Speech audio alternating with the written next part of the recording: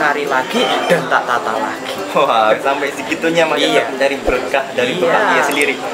Jadi sendal yang sudah ditata rapi, Mas Fikri itu ambil terus dibuang lagi ya gitu, Mas? Iya. Terus diambil ditata lagi. Ditata lagi. Wih, Biar keren. bagi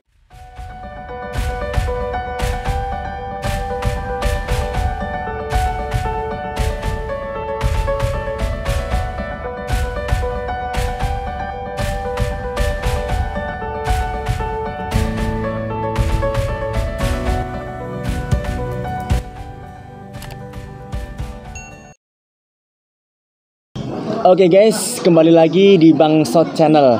Nah, di video kali ini saya akan sharing bersama dengan narasumber yang sangat luar biasa. Dan saat ini beliau sudah ada di samping saya nih, Mas Fikri namanya. Dan setelah sekian lama kita menunggu tadi ya, sambil kita menghabiskan makanan dan juga minuman, dan akhirnya kita bisa berjumpa dengan narasumber kita, yaitu Mas Fikri, Dai Muda Semarang. Nah, di sini nanti kita akan tanya-tanya mengenai pengalaman beliau dan lain sebagainya, dan banyak pelajaran dan inspirasi yang bisa kita dapatkan. Dan jangan lupa untuk mendukung channel saya, yaitu untuk like, komen, dan juga subscribe. Oke, terima kasih. Nah, sebelumnya, selamat datang nih Mas Fikri. Ya, selamat datang juga. Oke, Mas Sodik. bagaimana nih kabarnya Mas Fikri? Alhamdulillah luar biasa. Sangat semangat dan juga luar biasa ya. Jadi saya sendiri pun melihatnya terkagum. Selain tampan dan juga udah dai muda dan juga banyak inspirasi ya. Jadi teman-teman ukti-ukti biasanya nih terpesona biasanya. Oke, Mas Fikri. Nah, Iya. di sini nanti akan ada beberapa hal yang ingin saya tanyakan, Mas. Ya, Nah, sebelumnya di masa pandemi corona seperti ini, Mas, biasanya kan banyak job nih, Mas, Iya. untuk mengisi pengajian ke sana ke sini dan sebagainya. Nah, untuk saat ini kesibukannya Mas Fikri sendiri itu apa sih, Mas? kalau kesibukan seperti permintaan dari teman-teman kemarin, teman-teman dan jamaah terutama ingin mengadakan yang namanya pengajian tatap muka virtual.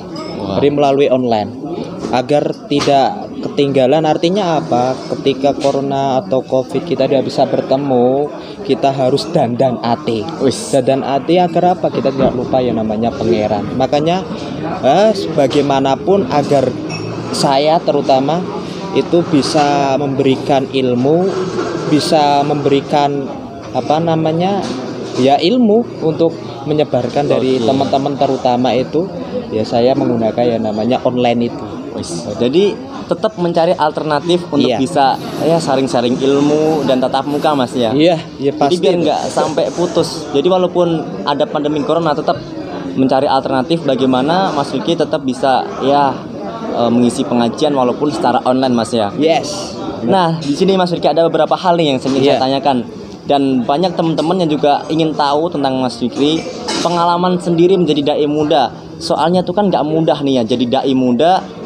Dan biasanya para pemuda itu, terutama saya sendiri mungkin masih suka yang namanya main-main kesana kesini dan sebagainya. Ya masih menuruti hawa nafsu nih, Mas. Pokoknya pinginnya seneng aja deh kayak gitu.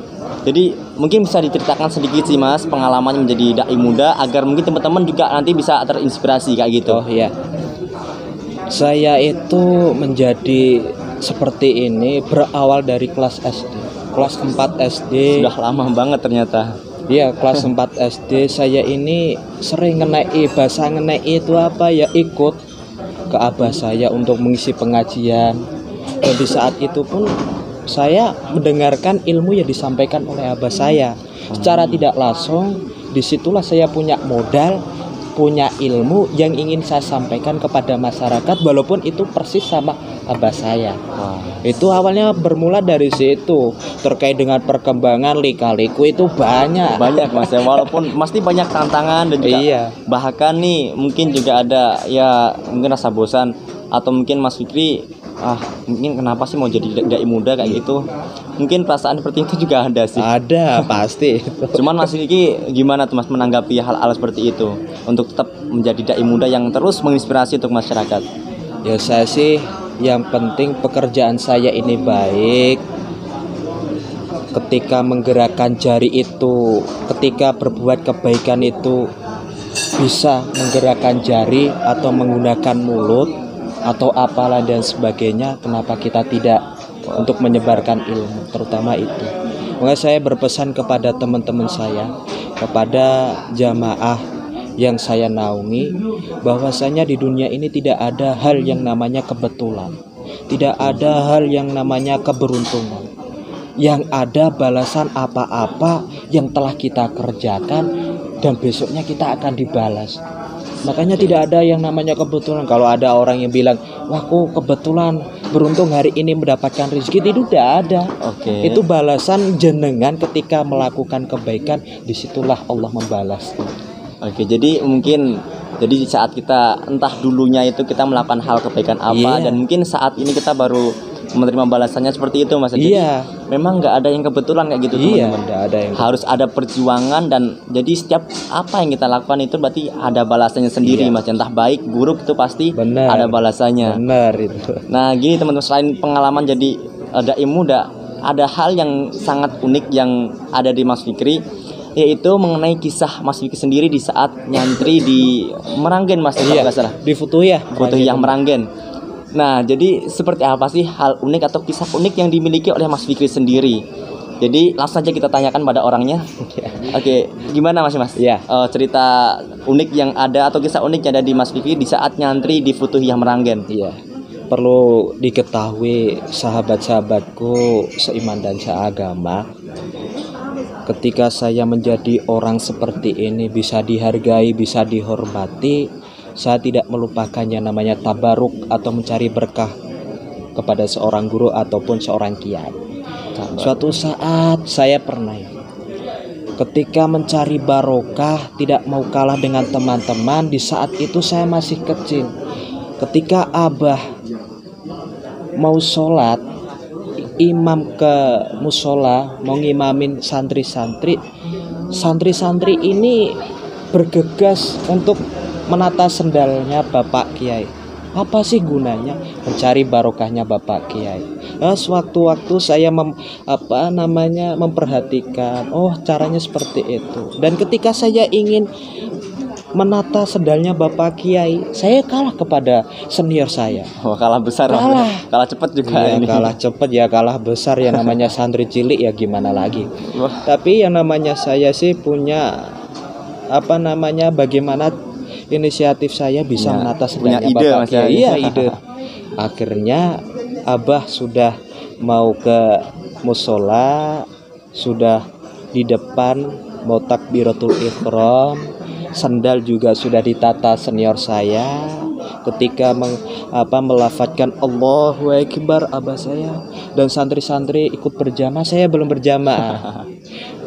Di saat itulah sendal Bapak Kiai saya ambil yang tadinya udah ditata rapi, tak ambil, tak buang jauh-jauh, dan pada waktu itu saya cari lagi dan tak tata lagi. Sampai segitunya Mas untuk mencari berkah dari Bapak Kiai sendiri. Jadi sendal yang sudah ditata rapi, Mas Fikri itu ambil terus dibuang lagi kayak gitu, Mas. Terus diambil ditata lagi. Biar bagaimanapun dipandang santri bodoh atau santri gendeng tidak masalah, tapi keikhlasan saya mencari barokahnya Kiai diridhoi oleh Bapak Kiai tersebut. Ada lagi, ketika santri itu kan identik dengan yang namanya ro'an, bersih-bersih atau kerja bakti. Ketika ada santri senior sudah nyapu di pelataran atau di halamannya Bapak Kiai, saya melihat lagi-lagi kok saya kalah dengan santri itu. Bagaimanapun caranya saya harus bisa nyapu, bisa mendapatkan barokahnya Bapak Kiai tersebut. Dan akhirnya udah sapu bersih. Karena di situ ada pohon mangga, saya manjat, saya goyang-goyangkan, disitulah daun-daunnya gogrok, jatuh, dan saya sapu lagi. Orang yang melihatnya pun juga terheran-heran, ini kok ada santri gendeng. Tapi abah saya ketika melihat itu, dia cuma tersenyum. Inilah santri cerdas. Disitulah bermulanya tabaruk, mencari keberkahan kepada seorang kiai, dan hasilnya hasilnya yang saya rasakan pada saat ini, alhamdulillah. Jadi memang dari keberkahan dari seorang kiai itu sangat istimewa, Mas. Istimewa. Bahkan untuk mencari keberkahan sekalipun nih Mas Fikri rela mengorbankan yang tadinya awal pertama tuh yang sendal sudah ditata rapi, diambil dibuang lagi, terus diambil ditata lagi. Dan yang kedua tadi sudah disapu bersih halaman rumah Bapak Kiai itu, Mas. Mas Fikri manjat pohon mangga, digoyang-goyang tuh pohon, terus kotor lagi dan disapu lagi, masya Allah. Jadi untuk mencari ridho seorang kiai itu memang sungguh, jadi luar biasa istimewa dah pokoknya. Bahkan dengan pengorbanan pun nih Mas Fikri bisa untuk mendapatkan keberkahan dari Bapak Kiai. Dan di sini mungkin Mas Fikri juga bisa menemukan dari hasil keberkahan itu bisa menjadi seorang dai muda yang disegani oleh masyarakat, Mas ya mungkin. Iya. Dan terakhir nih Mas, Iya. sebelum kita penutup ya teman-teman, biar terinspirasi juga untuk sama Mas Fikri. Jadi menjadi pemuda yang bisa menginspirasi untuk masyarakat. Jadi apa sih Mas pesan untuk pemuda-pemudi yang ada di luar sana agar tetap produktif dan bermanfaat untuk umat? Seperti apa Mas? Teman-temanku seiman dan seagama, perlu diketahui fenomena pada saat ini. Ada seseorang mencuri, melakukan keburukan, salah satunya mencuri. Ada juga menjambret, ada juga menjadi preman dan lain sebagainya. Itu dia bukan kok perkara kekurangan ekonomi, bukankah orang itu kurangnya pendidikan, tetapi dia itu perlu adanya siraman rohani. Saya ingin mengatakan kepada kalian, boleh menjadi seperti saya, boleh juga tidak menjadi seperti saya, tapi dalam koridor berdakwah untuk umat.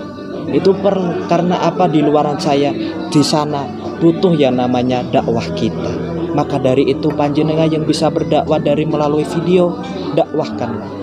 Kalau jenengan bisa berdakwah melalui tulisan, berdakwahlah. Ketika jenengan bisa berdakwah hanya melalui tangan panjenengan untuk bisa memberikan rezeki sedekah kepada orang lain, dakwahkanlah. Itulah pesan saya. Semoga panjenengan bisa mengikuti jejak saya dan semoga kita selamat hatal akhirah. Amin, amin, amin. Masya Allah. Jadi pesan-pesan dari Mas Fikri yang sangat luar biasa, semoga bisa masuk dalam hati kita dan juga kita bisa melaksanakannya dengan baik teman-teman ya. Dan saya pun juga begitu Mas Fikri. Iya. Walaupun saya nggak punya kemampuan nih ya dalam mungkin berdakwah dalam hal agama, ya alhamdulillah di sini saya mencoba alternatif yang lain. Dan di saat ini juga saya mencoba membuat konten-konten YouTube yang insya Allah juga bisa menginspirasi teman-teman, terutama pemuda-pemudi yang di luar sana itu. Dan makanya hari ini saya mendatangkan Mas Fikri itu biar bisa menginspirasi teman-teman juga, kayak gitu. Oke, terima kasih. Sebelum saya ucapkan pada Mas Fikri yang telah menyempatkan waktu untuk bisa ngobrol bareng di sini, walaupun ada jajanan dan sebagainya. Karena tadi mau pesen itu ternyata sudah habis teman-teman. Makanya udah ya akhirnya kosong kayak gini kan. Jadi gak apa, nanti habis ini kita nongkrong lagi Mas ya. Oh siap. Dan jangan lupa teman-teman semuanya untuk terus mendukung channel saya dan terus berkembang dan bermanfaat, yaitu untuk like, komen dan juga subscribe ya. Dan biar bermanfaat juga untuk yang lain, jangan lupa untuk di-share juga. Oke, terima kasih. Mungkin cukup itu dulu Mas Fikri. Oh iya. Dan mungkin ke depan nanti kita bisa ngobrol lagi nih dan bisa siap, ya menginspirasi lagi untuk teman-teman. Siap pokoknya. Karena Mas Fikri itu juga sibuk. Jadi jadwal tuh wah banyak. Karena saya di sini juga selain itu ya jadi asistennya Mas Fikri. Di saat ngaji saya juga dampingin kayak gitu. Oke, terima kasih teman-teman semua. Semoga video ini dapat menginspirasi teman-teman. Dan pesan Mas Fikri tadi, tetap menjadi pemuda-pemudi yang produktif dan juga bermanfaat untuk umat. Amin, amin. Amin. Terima kasih semuanya dan sampai jumpa di video berikutnya. Oke, bye-bye. Terima kasih.